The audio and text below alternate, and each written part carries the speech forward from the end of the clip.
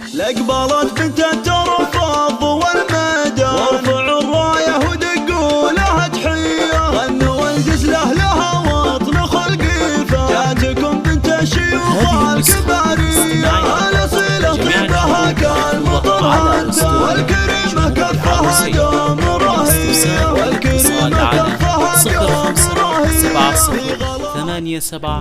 لقبلت بنت الترفض والميدان وارفعوا الرايه ودقوا لها تحيه،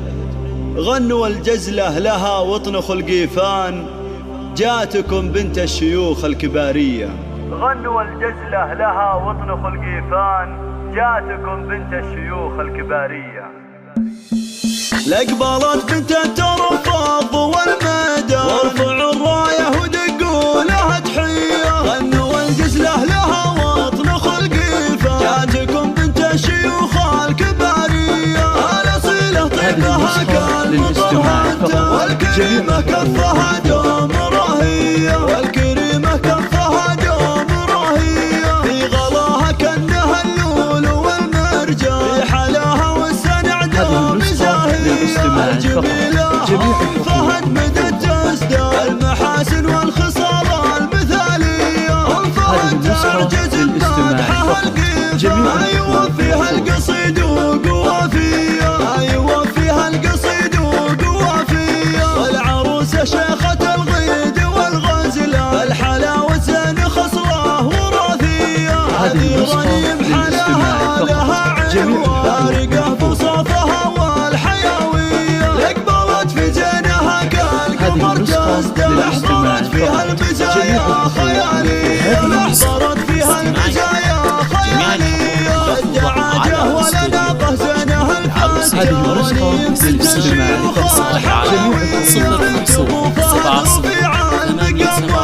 والشدايد وقفته غير عاديه، هذا عبد الله على الطايله برهان المراجل له فعول بطوليه، واعتز باخوانك اهل الفخر والشرف عضيد وذخر الاداره الهيه، خواتك زينه نياس حر الاعيان الحلا والملح وصافي حوريه، الحلا والملح وصافي حوريه. لقبلت بنت الترفض والميدان وارفعوا الرايه ودقوا لها تحيه، غنوا الجزله لها واطنخوا القيفان جاتكم بنت الشيوخ الكباريه، الاصيله طيبها كالمطر هدى والكريمه كفها دوم رهيه، والكريمه كفها دوم رهيه، في غلاها كانها اللؤلؤ والمرجان، في حلاها والسنع دوم زاهيه، الجميله